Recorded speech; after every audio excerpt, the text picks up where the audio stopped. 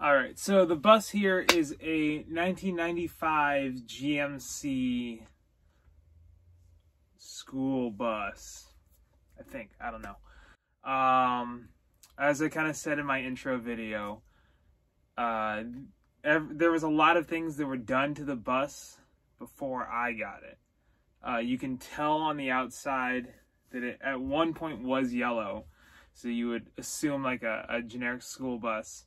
But someone after that painted the whole thing green, and then after that painted the whole thing white. So I couldn't say for certain how many people have had the bus and what the bus has been used for before me, or before the person I bought it from. So we don't really know anything more than that. There were at one point a lot of like Ethernet cables running through here, so I could imagine that this was at one point some kind of like a mobile office, but also it was probably converted into like a living area pretty quickly, considering the things that there were in here. So now we'll kind of go part by part, and I'll kind of explain what's going on. I guess to start, we'd have to look at the front door. So the front door, some steps there. It's pretty simple. It's a basic school bus door. Someone at one point put a deadbolt lock on it. I don't have the key for the other side. So, I mean, while I'm in here, that's cool, but when I'm not, it's kind of just open. I do have these curtains that are up here on a magnetic, like, thing, so this comes right off. And a lot of times these curtains are so long they get caught, or I like end up snagging on them as I'm walking out and rip this whole thing down. So that happens quite a bit. So when you walk in, I've got my running jackets here that are usually covered in sweat, so I just let these hang up and dry and air dry. So that's pretty fun. Immediately, here's my shoes here. Got a place to kind of kick off some dirt, and then I kind of hide more of them over there. So everything back here is just like all, I'll just show you. It's all like the driving stuff. So the steering wheel, the seat is there as well. Everything that I don't use on a day-to-day basis. And this kind of helps keep that closed. So when I walk in, usually the first thing I notice is my sink. Excuse the dirty dishes. I'm a messy bitch. There's my trash can, which is just a bucket. Which is super exciting. But water line in, I do have it going into a filter. So at least when I clean my dishes, that it's slightly filtered water. It's only a one pass through. There's also outlets kind of all over the place actually, which is pretty neat. From there I've got my little mirror, my note to myself to turn off the water when I leave because the intake valve is leaky again, so that's fun. And this is just kind of like a basic storage thing. This is kind of where I keep all my personal items and toiletries and stuff. So more hand sanitizer. You never know when you're gonna need it. Deodorant, hair care products, stuff like that. Athletic wipes, CBD balms, good stuff. So from there, if we just kind of move on down, this is the kitchen area. Not the amp. There is a toaster oven behind the amp though. So that's pretty cool. So I've got my hot plate, got a dirty pan that I still haven't cleaned yet. There's my coffee station, all my silverware. Got a little mini fridge, which is cool. Got some stuff, beer I haven't drank at all since last year. This is how I get clean drinking water as a purifier. Holds like a gallon or so, which is pretty cool. Then I keep all my dry goods and stuff here. Not a ton of things, some extra plates and, you know, whatever. But yeah, I mean that's my kitchen area. It works good. No freezer in there, so I kind of just make do. If I buy anything frozen, I have to eat it that day. So if I turn around, here is my living area, which is also a mess because whenever I do laundry, because I am a worker outer person, I have a lot of stuff that can't go into the dryer. So it needs to air dry. And there's not a ton of space in here. But, you know, that's kind of how I make it work. And then this is kind of where I sit most of the time. This is where I do my work, my laptop.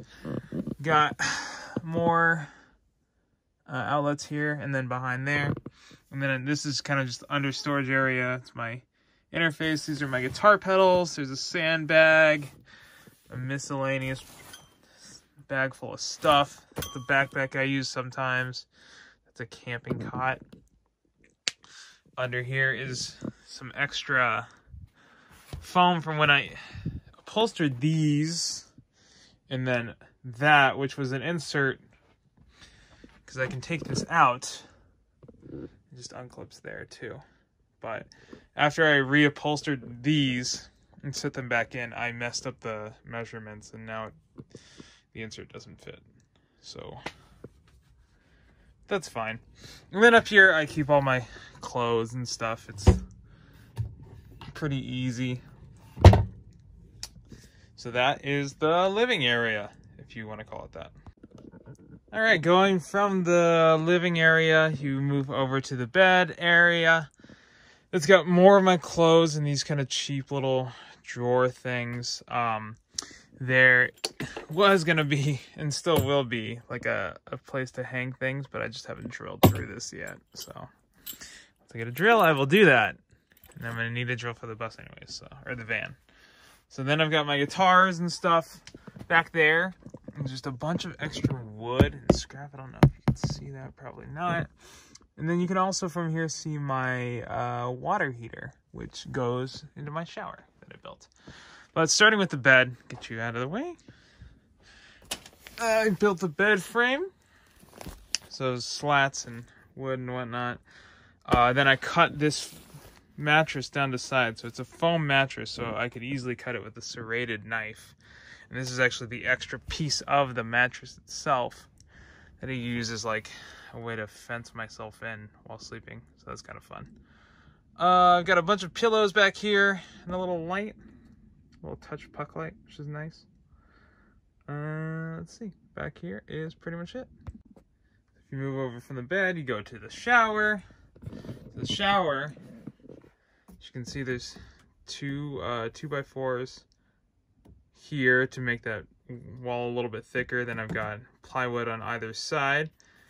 Then next layer is a Curdy board, which is a waterproof foam board. Super easy to cut down and work with. You just have to learn how to use concrete mix, which is not that bad. Then on top of that, this is actually a PVC tile, which was very, very easy to cut. All you had to do is score and then snap it together or apart. And then I did this whole thing. Water mixer, cheap little mirror, that's what they're called. Head, and then this is a purifier for there, so I'm not washing myself with gross water. I actually have a light in here as well, which makes it really nice, especially when it's at night. So right now I have the water. It drains directly out of the bus. And where I'm at right now is pretty cool because they don't mind. It goes straight on to dirt. I think you can see that. Whatever. Shower rod, shower curtain. I was fixing some stuff, so that's left over. The drop-ins for the cassette toilet. Makes it smell not bad, which is pretty cool. And, I mean, other than that, that's the shower. So, kind of get this better. So the big part about the whole bus was the build itself took months. And that was over the course of probably like 6 months. It started out right when the pandemic's not hit, but you know, like the shutdowns here in Nevada started. And I kind of jumped on the opportunity to take over the bus from its previous owner, who gave me a really, really great deal with it. And unfortunately, because it didn't run at the time, I had to go out to Boulder City, which is about 45 minutes away from where I lived to work on it, and I could only get there once a week. So I had about 6 to 8 hours once a week to work on the bus. So it took me quite a while to build all this stuff. Like, this wall right behind me here actually used to be like a full dresser. You can kind of see all that. I hand cut all of that out just to make room for the bed, or else that wouldn't have fit. So, you know, I had to make some sacrifices for things that were already built in and really nice,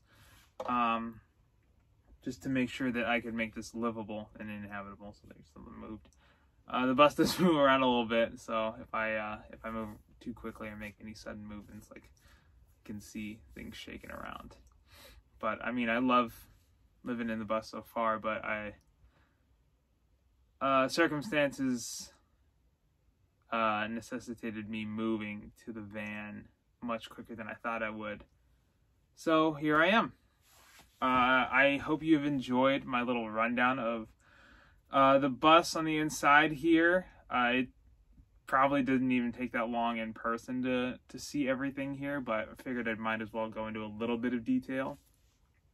And if there's anything that specifically someone wants to see, just, you know, let me know. Leave a comment down below. And also just kind of help me out. You know, I guess shouldn't be scared to ask for it, but it helps me out if you like the video, subscribe to my channel, you know, hit the notification bell if you really want to see what's going on. But I am pretty good about sharing the things that I do on social media, so you can find my social media handles in the description below. And if you or anyone else is interested in the things I'm doing, please, you know, feel free to follow. I appreciate you guys. Thank you so much. And I will hopefully see you in the next one when we go into starting the van build. Thanks.